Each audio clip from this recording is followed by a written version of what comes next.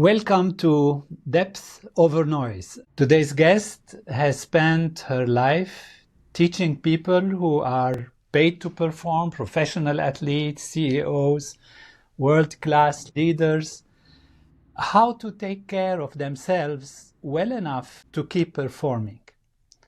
She has also lived 3 times the experience of having her own body refuse to cooperate.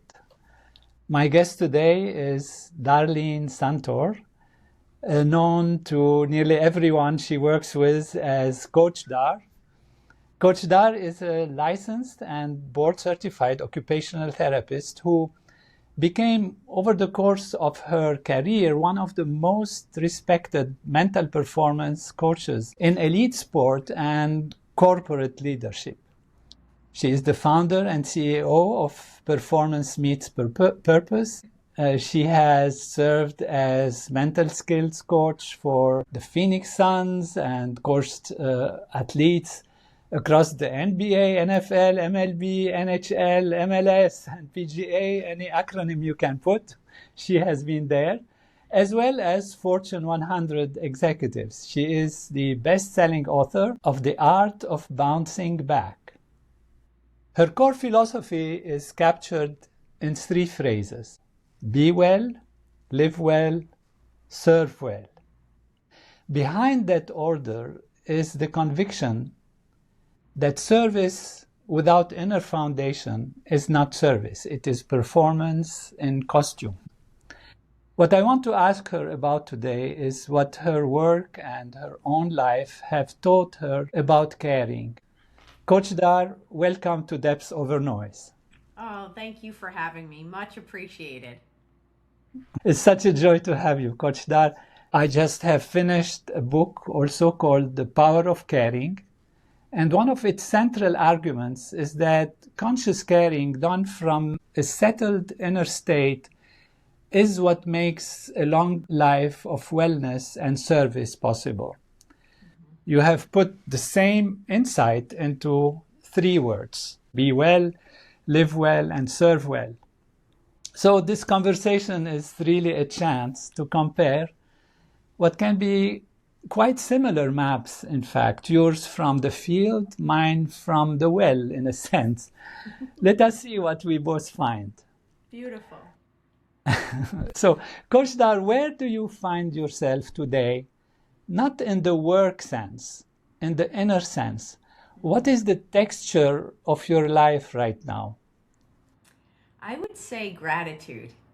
That I truly, at this point, 30 years almost into my career, and I feel very grateful to have the honor of helping those that I'm called to help and be a trusted advisor and come alongside the people that I get to help in the way that I get to help them. Because a lot of the people that I get to help, no one is crying crocodile tears necessarily, because they may be one of the biggest performers in their work in the world, but they still are humans going through a human experience, and they suffer like we suffer. They go through pain like we go through pain. So helping them excel where they are, but still be human through the process, is really where building their human capital and capacity and caring is such a big part of my work. And I was just reflecting yesterday, it's funny you say that, I just said to a friend, I am so grateful for life, number one, that I have it, and grateful to do the work that I get called to do. So I would say that's the thread and the feeling that I'm feeling right now. There is so much to be grateful about. And if we focus on the right angle, the right aspects, we recognize how generous life is. Yes. And, to go back to be well, live well, and serve well, you have built your whole, in a way, framework around these 3 words. Before we go anywhere else, what is the cost, in your experience, working with the people you work with, of getting their order wrong? So if they get their order wrong, what does it cost in terms of their life, their fulfillment? Well, I think like anything, the starting with be well is internal. Like it's truly doing the internal work. And when you do the internal work to be your best version, to how you handle your emotions, work through them, what are the standards, the mission, the vision of yourself? Who will you become? But all of the inner work that needs to happen, I truly believe has to happen so that you could then live well within your environments, within your relationships, within your career, and then serve well. We should be serving all the time, but it's very hard to give what you don't have. So if you want to give love, you need to be love. And if you want to give compassion, you need to feel compassion. But if you've gone through things that don't let you feel certain things, it's hard to get there. So that's kind of how this came about, is that it's this inner work that I work on, this human capital of who someone is and their foundation of who they are. And if we get that right, they will truly live well, which will serve others because they will be at their natural capacity of love and they could give more. They will feel it more. They will enjoy the ride more. So that's how that came to be. And even your health. Like, I've seen people that have acquired and done very well in their career, but they're not well. They're truly not well. Mentally, physically, emotionally. So you've gained the world but lost yourself. And so how does that work? And I take them through that process. So we try to get back to being well so then you could live well to serve well. It's wonderful that through your personal insight and experience and what you've been through, you come to actually a very profound wisdom, which, even in the ancient contemplative traditions, I would mention, if you're familiar with, there is something called the Bhagavad Gita, in the yogic tradition, where there is a warrior on the field and he's totally paralyzed. He has not a strategy and he feels paralyzed between mind and body and between what to do and feelings and intellect. And the teaching there is go into yourself, established in yourself, then perform action. So first the inner ground, then the outer work. And you've arrived at the same architecture through the locker room and the corner office. So the traditions arrived at, through thousands of years of inquiry and contemplation, find this convergence in your insight and your authenticity. And it's really worth noticing that. It suggests, we are pointing at something very real. And this is very beautiful. So you have spent years inside, again, locker rooms and boardrooms where the visible reward is performance. And the invisible cost is actually everything else. So what I would say is the form of caring that elite performers most need. What would you say? And most rarely, actually, they receive. I say what they need, though, is a belief. They truly need a belief, someone to believe in them and a belief in themselves. It is tough on this journey of life, but if you know that you have someone that believes in you, it gives you the courage to sustain the journey. And then it creates this belief in self that I can do this. And when you connect it to something bigger than just a scoreboard or the metrics on Wall Street, but that this is bigger than ourselves, now you have a belief system too that's bigger than self. And so I would say belief is a very important part and integral into how we show up and how we sustain this greatness, is a belief system and having people that believe in you. And the world will give you all of these accolades and a pat on the back, but really it's just when you succeed. But what happens when you don't? So if you have an foundation, an inner foundation of a great belief system, you could sustain greatness longer. That's wonderful. And that sometimes is, we can say, the truth that not everyone hears, or that is there, but how to tell it without breaking the relationship and getting people to focus on, what passes for caring, for example, is usually at the top either confirmation, which is not really caring, Right. or critique, which is obviously not caring either. Hmm. So you're talking about the middle thing, the honest, warm, calibrated truth telling that a real inner circle provides. It really does. And that's, that's what's very important, and that is actually missing. Hmm. Providing exactly that is what you also do. Hmm. So how do you, as a coach, give the kind of caring that tells the truth without actually losing the trust? Yes. So what happens is before I could give some honest feedback, I would have built relationship with someone. I would have walked the journey with them a bit. I would have understood where they are. So I build rapport and trust. And when I do that, they know sincerely when I come around, one, I'm so grateful for life. So they know when I come to do the work that I'm doing, it's because I care about them. And I walk the journey with them so that as we're on this journey, if they need course correction or honest feedback, when I deliver it in a way that's still loving with compassion but has strength in it. So it would be something of, I've had a player say to me, did you see how bad that game was? I'm so bad at this. I'm terrible. And I'll say, oh, the game was bad. That was not a good game. You did not play your best game, but you're not bad. So I could reframe the situation where I could say to them, that game wasn't great. That was not your best. You're correct. I could be honest with them, but I could say, but you're not bad. You've worked your life to get here. You're in the 1%. You're a pro at what you do. Let's reframe it. It's a bad game, not a bad life. And so I could come in with this love with still helping them reframe and course correct it. Or if someone was doing something that was really poor to someone else, I could say, yeah, I care about you. And they'll say, yeah. I say, do you think that was your best showcase of how you showed up? Do you think that if we were to display a movie about your life right now, you'd be proud of this situation? So I course correct through questions to help them see the way, which helps them then us build this trust that when we come to talk, they know I'm going to give them the honest answer. That's beautiful. I've had the opportunity to be a doctor for a number of actual celebrities in many ways, and discover in them, that they have also the child in them. They have the person who's caring, who's also suffering, who has their hesitations and all of that.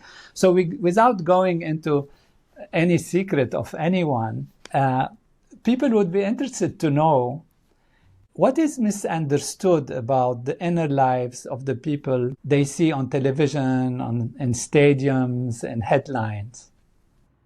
I think people are losing reality that these are human beings and that they feel that nothing bothers them. When they are human just like us, they have confidence issues, they have insecurities, they go through pain, and we live in a world where people just assume because you get paid a lot of money that makes you where you're now Teflon and you feel nothing.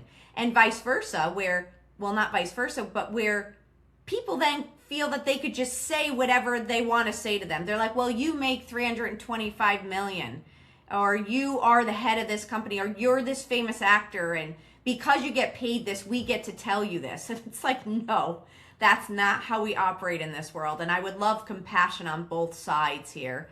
But again, how I started, which is I sit with some would be the most famous people in the world, and I look at them as humans like us who just need friends, who just need people to care about them, truly care, not for who they are, not for their net worth, not for what they're going to get from them, but because you want to know, they want to know, do you want to know me for me or because of what I represent? And if they know you want to know me for me, that changes everything in the best of ways, because now you care about them. Because it's very hard to trust. They've been hurt by a lot of people that just wanted to take advantage of them, and that's not fair. It's beautiful. And in that context, what does be well then look like practically in the life of someone who is paid to perform every day? I talk to them about the sustaining greatness is becoming more human, and that I want you to be great, but to be well, we have to make sure that you still have vulnerability, you still have connection, you still have compassion. So one, what is your mental health like today? How are we working on that? What's your emotional well-being? How are you showing up also as a leader if they're expected to be a leader? How are you at home? And I don't expect anyone to be perfect, none of us are, but I'll say you don't want to go for gold at the sacrifice of your whole life. So being well is making sure that we get recovery time, that you get deposits with your family, that you get to have time if you need it. You know, when you're on the road playing in sports, you wouldn't believe it, but they never get out in nature. So if I could get them outside just to walk a path with me and sit on a park bench. I mean, it seems so silly, but just being well is by being whole the best that you can, and that you have deposits in other areas of your life, not just your profession. And again, that doesn't mean you're going to have 100% in every bucket of your life, but you're going to have to put deposits so that when one part of the pie goes down, your whole world doesn't crash because you've built a diverse life plan.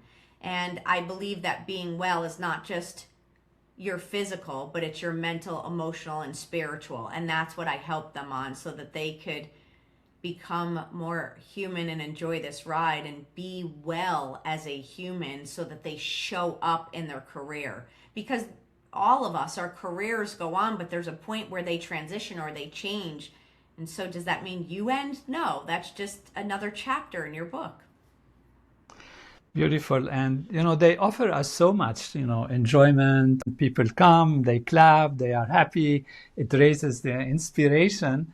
Yeah. And people feel they are paid, so that's the compensation. But they are real people, as you say, that actually need our compassion also. I was once talking to somebody who is in this milieu, and I talked about a person that I had seen without mentioning the name. And I said, we have to have compassion also. And they said, compassion for this person who's paid so much, who is so famous, who is so well known. Why, how can you feel compassion there? So that was one of the reasons that I didn't write the power of compassion, but the power of caring, because caring, can fit also in this. And the argument is that regulated nervous system is the foundation of every other capacity, including empathy, judgment, presence, even physical performance. And decades of research on practices like transcendental meditation have shown actually a particular physiological state called what we call restful alertness, where the body settles even deeper than sleep while the mind becomes more clear with reduced cortisol, increased brain coherence. In your work, do you find that the high performers who last the longest tend to have access to something like that? I love what you just said. It's the ones who could sustain. It's the, the playoffs just happened. And you could see the people who endured the longest were the ones that could control their emotional and mental. And that was because they were able to calm their nervous system in the middle of chaos. They could perform in chaos because the louder it became, the calmer they became. And that was practice. That happens through practice of meditation, through prayer, through things that they might do to just help calm their state before they enter into the arena or the boardroom or wherever life might take them. But it's the ones who put in the reps to practice this meditation so that they could have that calmness when the moment counted for them. And they were able to handle that situation and the pressure without losing control, which allows them to perform. Beautiful. We come to this life, we don't know what to expect. Oftentimes, in my case, I went through a civil war, isolation, separation. And this going back to the self all the time has helped me to survive these situations. And you have lived through 3 strokes, each of which took away, in a sense, the very capacities you used to teach others, Right. What did those experiences teach you about being well that no amount of professional training could have taught you? Well, personally going through that, I'm an occupational therapist who specialized in neuro, so the irony of having a stroke at 25 while I was taking care of stroke and brain injured patients was very surreal. So I didn't understand that why I needed to go through this personally, but it gave me such an understanding of perseverance, resilience, compassion with self. And I understood from a textbook and from my patients, but now I understood it much more personally because I'd endure it.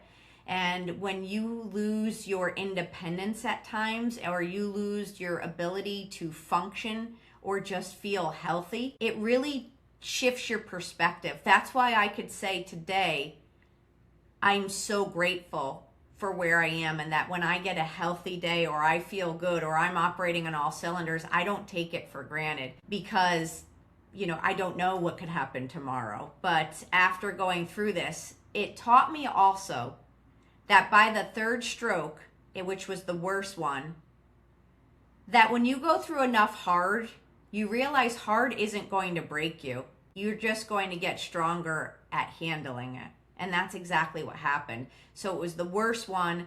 I had lost my ability to speak, used my hands as best I could, and I'd stagger when I'd walk. But being a therapist that treated this, I knew the rehab to do. But I knew that if I could just get myself back, I could get back to climbing that mountain again. And I also knew that if I had the ability to get up and work on myself every day, that it meant I still had hope, which hope stands for hold on, pain ends. And I knew at one point, this painful moment in my life will end, that I just needed to keep going, just like I'd encourage my patients to keep going and then my clients to keep going. And what's the other option? Giving up. I already know what's going to happen, so why not keep going? So that's why I was able to write about the art of bouncing back, because I've had to bounce back so much, and I've had to help so many people bounce back, that I could say, like, this fight is not over until we're called out, so keep going. It's beautiful. And in what you're saying, we see, of course, an undercurrent of a spiritual aspect, because you trust something. There is some kind of trust about meaning, about life, about continuity. Would you care to speak about that? Sure. I have such a strong belief that there is a bigger calling on my life, and I really believe that God has that calling for me. And I truly feel that I was called here for a mission to serve the people that I'm called to. And when I was in my worst spot, and it was hard, I had to give myself the pep talk that I know, which is, if God wanted you called out of this, you would have been. So you're here for a reason, which is to still serve this mission, which is to use the gift that I have to help the people that He calls me to.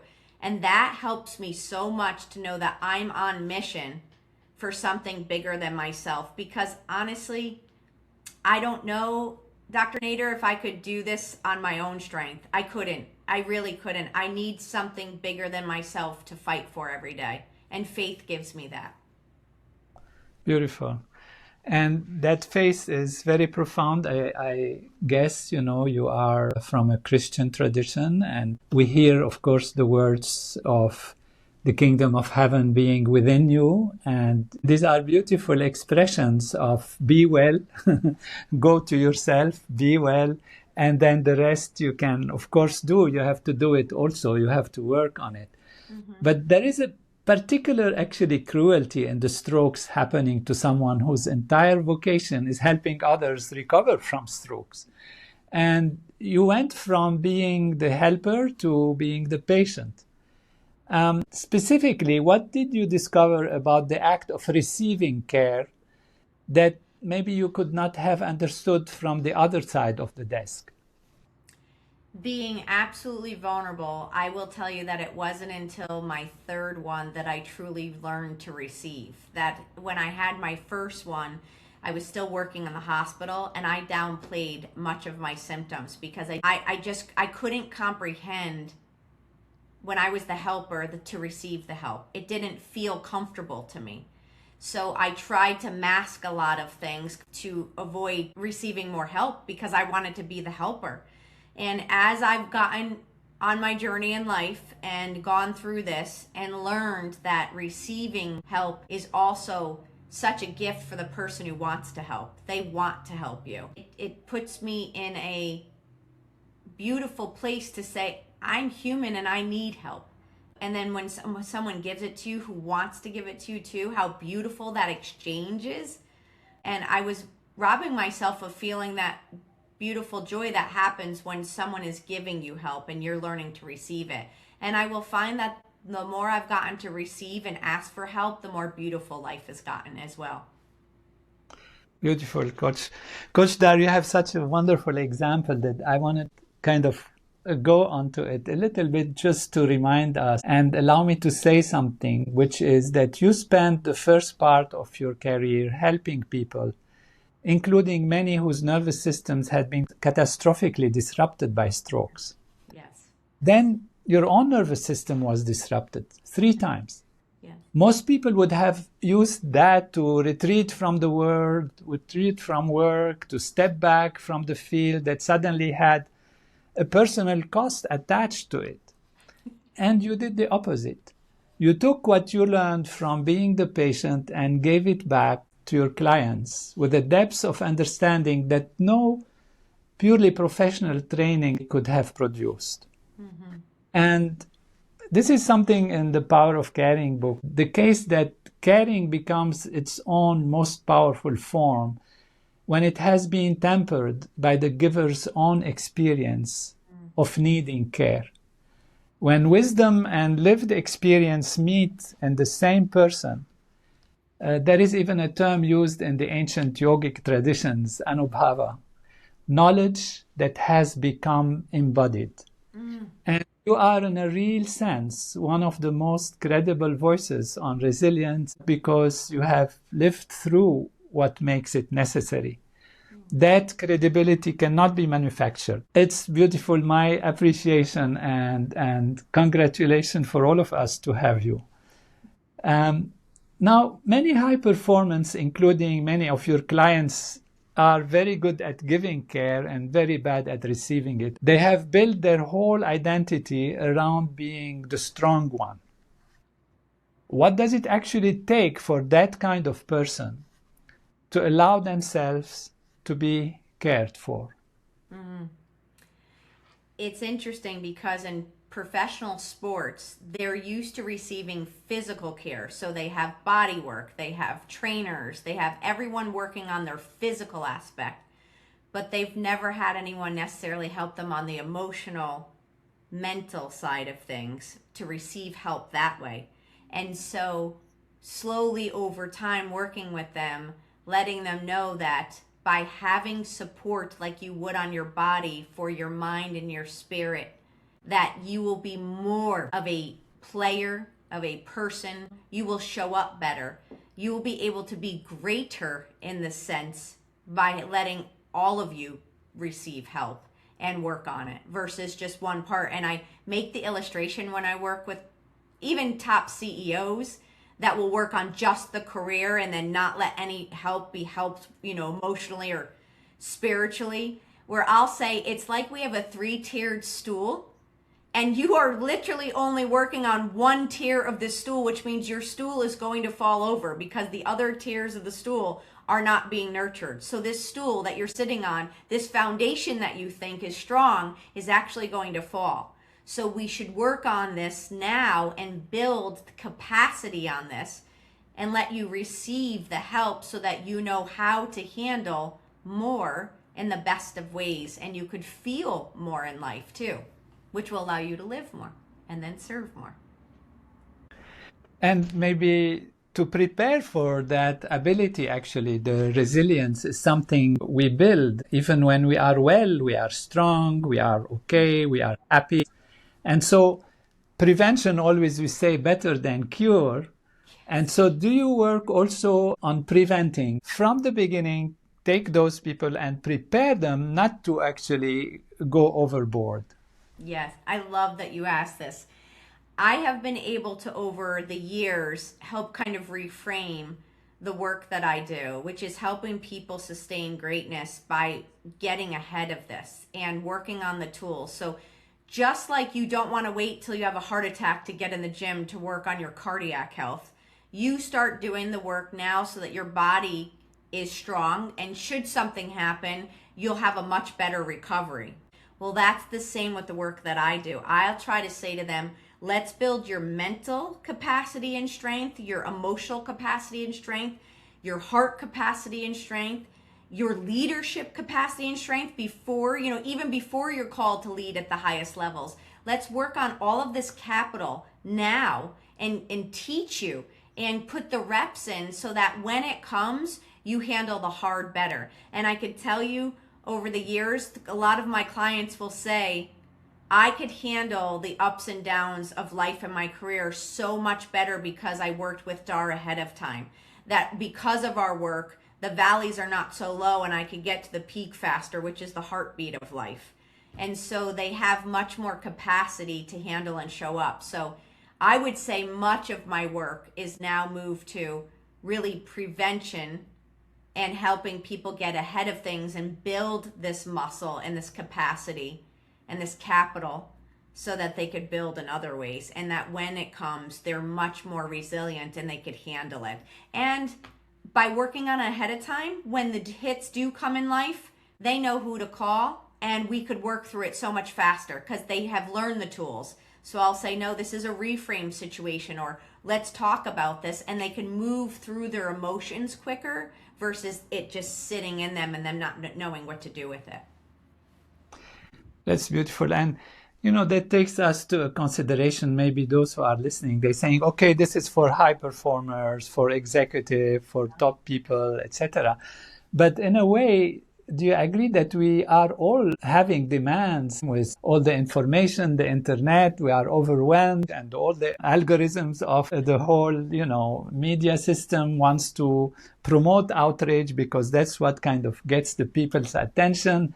And therefore, every one of us is on a demand of kind of high performance in front of all of these contrasting and conflicting situations. We hear the problems of the whole world every morning we wake up. And therefore, this program are helpful for everyone today and might have been helpful for everyone throughout time, but particularly right now with the younger generation waking to all this outrage and all these overwhelms that they face. I think that this message is for everyone. Everyone wants to generally be great at what they're doing. They want to excel. They want to grow. You have a choice every day of how you're taking on the world. So I never listen to the news because it's inflection and tone that you start to pick up right away. So if I'm going to read something so I could digest it better for me in that way. I also don't wake up to a loud, jarring noise for an alarm. I'll set a song. Everyone could put tools in routines into their life so that they could take on life, they could handle life, they could build the reps and the strength that they need to handle this and gain more capacity. If you're constantly being bombarded by waking up and letting the news or Instagram or the algorithm fill your nervous system right away and flood your brain receptors to this information, you're already starting off limited. But if you start off with control, which you have a choice of how you want to start your day and how you want to go about it, you take the control to show up better to the day, and which means you have tolerance to handle things better. And I think we need to be working on creating peace within so we could create peace for others, because it allows people to show up safer and more open to have better conversations and do better work. Beautiful.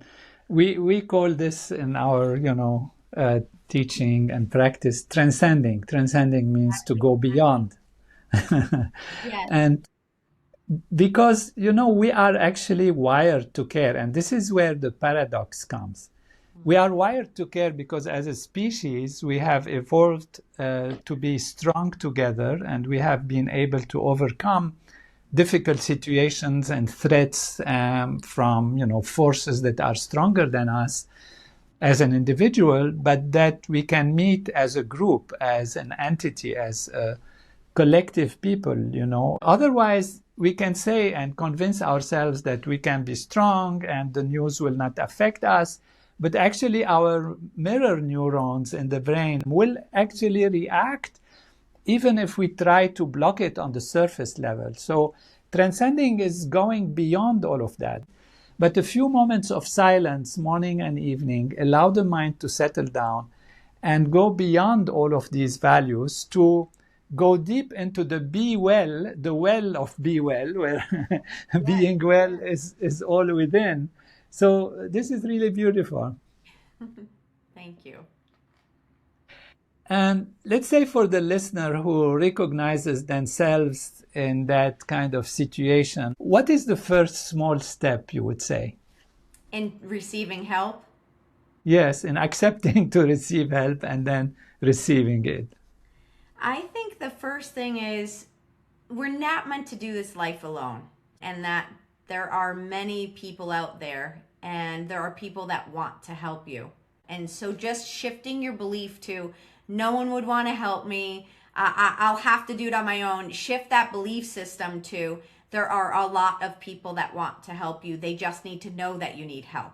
If they don't know how to help. So one would be accepting that people need to know, and that it would be such a generous offer for you to let people know that you do need help. And then making the next step would be actually making the call or writing the email or sending the text to say, hey, I've been struggling with this, or I'm working on a project with this, or I'm going through something like this, and you do this really well, and I thought it would be so wonderful if you had any information or help or tool that you could give me so that I could work on this area, or whatever it may be. But putting it out there, it would be the next step of ripping the band-aid and saying you can do this and you could ask for help. And if you do it in a way that is, hey, I'm struggling with this, or I'm going through this, have you gone through this before?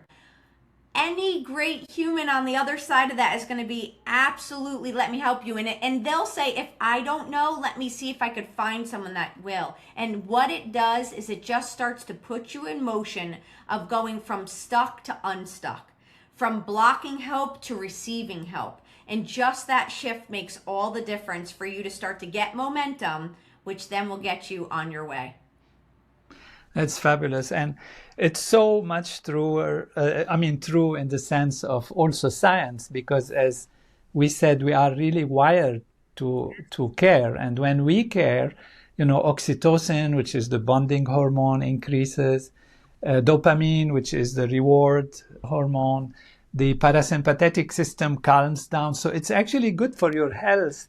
And to offer the chance to others to give you the opportunity, give them the opportunity to participate and help and be together is not really a demand on them that is something that is, will cost them that much. In fact, it will also strengthen them. And we can see in Coach Dar how much she's fulfilled and happy. And all her thinking is about caring and taking care and helping and all of that. And that is because it actually changes the physiology. So giving a chance to somebody to help us is also something we can think about. And you've said that you would like to raise the bar for 1 billion people. I love to see things from the biggest possible perspective. That's how it should always be. But I am more interested in the how to do it rather than, how many. And how do you stay personally well while pursuing a vision that large without it consuming the foundation you have spent your life building?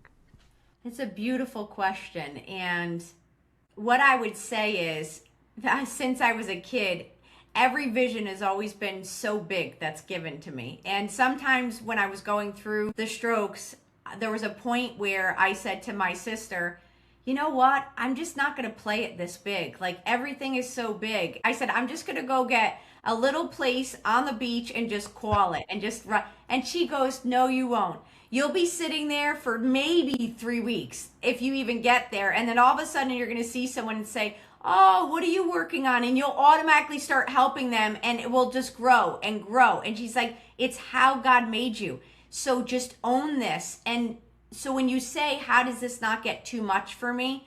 I dream big and I think big. And here's the thing, whether I ever hit that number or not and reach, it gives me something big to wake up for, bigger than myself, to say, okay, if I hit 880 million people along the way, that's still one heck of a ride. And so I look at it as I dream big because I don't want to limit capacity of what I've been called to. And that doesn't mean I have to overextend everywhere. What I say is I reach certain people, I go deep with the people who go wide. So that's how I feel like I could go for that number, is I reach the people I work with, I go deep with them and they go wide. And by helping those people raise their bar, raise their standards, if I'm helping them elevate their standards of living and how they show up in the world, that's a ripple effect with the millions of people that they touch. That's how we collectively reach that number. This isn't an individual goal. This is a collective movement goal. And my personal mission is to awaken this greatness in everyone that I reach, that they then go out. And Kobe Bryant once said that greatness is not in what you achieve, but it's how you live that inspires others to live. And I hope that's the work that we're doing. That's beautiful. And so for our viewers and listeners, when we say 1 billion people, it doesn't mean that Coach Dar wants to do it at once and all of that. It seems, and it's obvious, that it's small acts of care already, gradually, well intended in a conscious way, can have a ripple effect, and can actually reach huge numbers of people. There is a story about a storm that washed the starfish on the shore. Yeah. And then one little kid is throwing these starfish one by one back into the ocean. And, mature person comes and says, what are you going to do? This will not matter. Can't you see how many there are there? And then the kid takes one starfish and throws it, and he says, it mattered to this one. And so one by one, with ripple effects, this is how wonderfully we can change. We can change, and we can reach those billion as we support Coach Dar and her wonderful planning for the whole world. It's beautiful. Thank you. And one of the arguments is that caring, if it's sustained over decades, requires an inner foundation, as we discussed. And that foundation has to be tended to daily. And we talked about your 3 words: be well, live well, serve well. And, the first sustains the second sustains the third. But out of order, the whole thing collapses, often spectacularly, while in order, it builds a life. And the world needs more people who know the order, actually. The world needs even more people who know it because they have lived the alternative, and you are one of them. So thank you for the work you are doing. The depth over noise question I ask every guest, if you could leave one sentence with the listener, particularly the listener who is high performing and quietly running on empty, what would it be? It would be, greatness isn't sustainable without having recovery, without finding time to get quiet, without going within to receive and to refuel. Take the time that you need to get the micro moments along the way to refuel your soul and yourself so that you could sustain greatness. Beautiful. As we're coming towards the end of the hour, I sometimes have these lightning round, I call them, or fire, questions. You can answer with 1 word or 2 words or whatever, if you don't mind. One person who modeled caring for you when you needed it most. I would say my best friend. She was there this last stroke, and I wouldn't be able to, I don't think, get through much of this past decade if it wasn't for her. Beautiful. What is the hardest caring decision you have ever had to make? I actually think that caring for people when they're in unhealthy patterns and seeing them through is sometimes hard in caring. but it's in that sustained caring for them that they finally feel love that helps them make the shift that they need to make. Beautiful. Caring or courage, if you had to choose one word? Oh, I feel caring would be that, because I would say courageous. It's great to be courageous, but you could be courageous in going after your goal without caring for people. And what would the world be if we were courageous to go for things, but we cared about nothing? Beautiful. Would you kindly finish the sentence? Caring is Love. beautiful. Wonderful, one word. Coach Dar, thank you for your work, for your honesty about what it has cost and what it has given you also at the same time, and for the framework you have built that thousands of people will be living from. So to everyone watching and listening, take care of the well first. Live from there, serve from there. The order is not just an idea. It is the difference between a life that lasts and one that does not. Until next time on Depths Over Noise. Thank you again, Coach Dar. Honored. Thank you. What we just heard from Coach Dar was in many ways the conversation of a woman who arrived at the same conclusion the deepest contemplative traditions arrived at, only she arrived through 3 strokes. 30 years of working with elite performers, her own reckoning, and what makes any of this sustainable. 3 things from her story and her work landed most deeply. The first is the architecture of her philosophy. Be well, live well, serve well. 3 words in a specific order. Behind that order, she said, is the conviction that service without inner foundation is performance in costume. You cannot give what you do not have. What is striking is that she has arrived at the same architecture in the Bhagavad Gita, which the Bhagavad Gita actually gave us thousands of years ago. Yogastha Kuru Karmani. Established in being, then perform action. First the inner ground, then the outer work. She arrived through the locker room and the corner office. The Vedic tradition arrived through thousands of years of contemplative inquiry. The conversion is not coincidence. It is profound, and it suggests we are pointing at something real. The second is what the strokes taught her that no textbook could. Coach Dar was an occupational therapist specializing in stroke and brain injury when at the age of 25 she had her first stroke.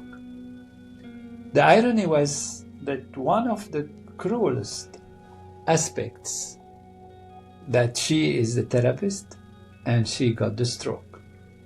Then a second stroke. Then a third. She put it simply, when you go through enough hard, you realize hard is not going to break you. The deepest thing she learned, though, was how to receive care. As the helper, she had spent her life giving. It took until the third stroke for her to understand that receiving help is also a gift to the person who wants to give it. That is one of the most important pieces of caring most caring people never master. The third is her approach to a billion-person vision. She has said publicly that she wants to raise her bar, the bar for 1 billion lives. The number is striking, but more striking is the how. Her phrase was, I go deep with the people who go wide. She works deeply with the few who then ripple. That is how a single life with the right depths can reach 1 billion. 3 things then that I can take from Coach Dar's conversation into my own work on caring. First, the be well, live well, serve well architecture is the same architecture the power of caring tries to articulate. The book argues that caring sustained over time depends on an inner ground that most people are never taught how to find. Coach Dar has put the same insight into 3 sequenced words that anyone can carry into their week. Out of order, the whole thing collapses. In order, it builds a life. Second, Anubhava embodied, knowledge embodied. The Vedic tradition has a word for the kind of wisdom that has been paid for in experience rather than learned from a book. Coach Dar is one of the clearest examples of it I have encountered. The book argues that caring becomes its most powerful form when it has been tempered by the giver's own experience of needing care. Her career is evidence of that. Her credibility cannot be manufactured, it was paid for. And third, prevention as the work. Coach Dar made a quiet but important point about how her practice has evolved. She used to help people bounce back from crisis. Now increasingly she helps them build the capacity before the crisis comes. This is exactly what the power of caring argues about the inner ground. It cannot be summoned in the emergency. It has to be cultivated daily so that when the emergency arrives, the ground is already there. To everyone listening, Coach Dar finished with 1 word in the lightning round. I asked her to complete the sentence, caring is, and she said simply, love. She thought of caring over courage with a sentence I will carry myself. What would the world be if we were courageous to go for things but cared about nothing? Begin where you can, be well, live well, serve well, in that order. Coach Dar, thank you for your work, for your honesty about what it has cost you, for the architecture you have given anyone willing to live by it, and for being, as the Vedic and contemplative traditions would say, evidence of what knowledge looks like when it has come home in a human life.